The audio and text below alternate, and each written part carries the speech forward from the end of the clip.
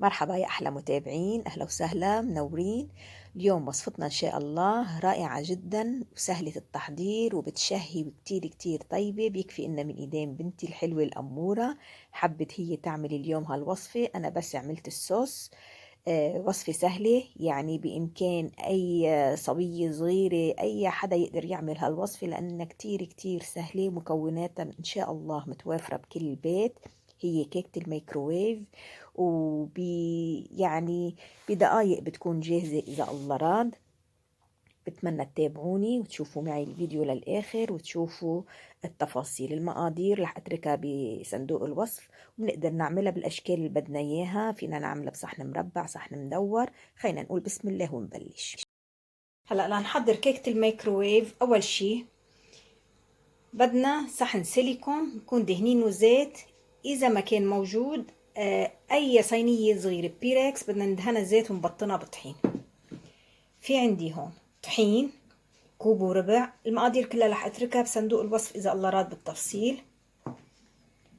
في عندي ربع كوب كاكاو، ربع كوب زيت، كوب حليب سائل، معلقة صغيرة بيكنج باودر، معلقة صغيرة كربونات الصودا، عندي كوب سكر، معلقتين كبار عصير ليمون، معلقة كبيرة برش ليمون، وإسانس الليمون إذا كان موجود. منه موجود بنستغني عنه، ما في مشكلة.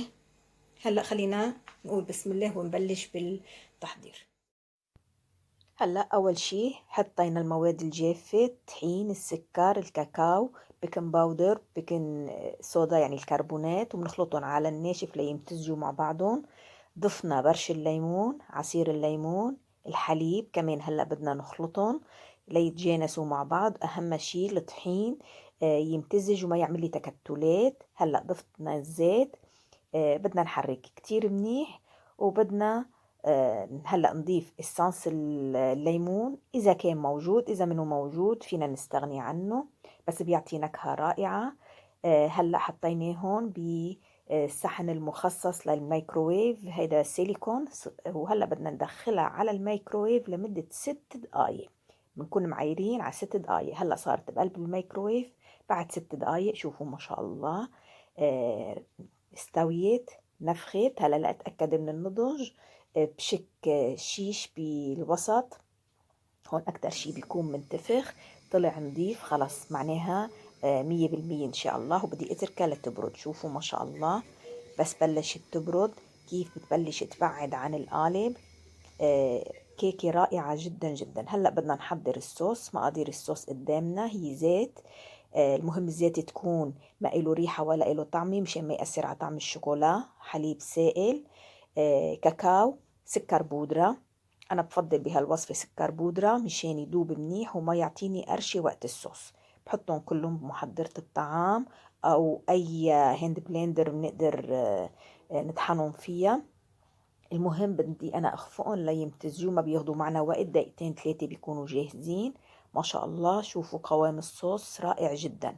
هلأ قوام الصوص أنا لأنه بدي أدهنه على الكيك تقلته شوي. في حال بدنا إياه يكون سائل أكتر من هيك، إنه بدنا نستعمله كصوص، بنزيد كمية الحليب. أنا المقادير رح أتركها بصندوق الوصف إن شاء الله، بس أنا كمية الحليب عملتها تكون معي جامدة. فينا نخفف إذا بدنا إياها تكون سائلة أكثر. هلأ قالب الكيك برد معي تماما.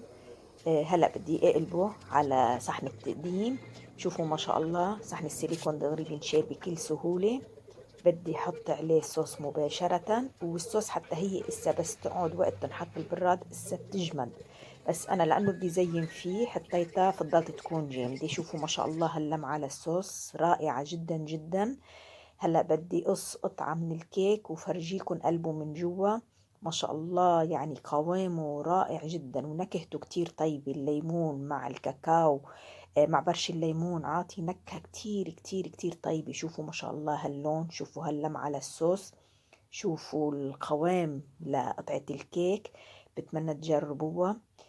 تاني يوم اسا بيكون أطيب بكتير. أهم شيء أكيد إنه يتغطى بس ينحط بالبراد. وصفة سريعة ولذيذة، بتمنى تجربوها. وإذا عجبتكم هالوصفة ما تنسوا تعملوا لايك وشير ليوصل لأكبر عدد من المشاهدين، وتفعلوا الجرس ليوصلكم كل جديد من أكلات مها أم محمد. وشوفكم بوصفات تانية. السلام عليكم ورحمة الله وبركاته.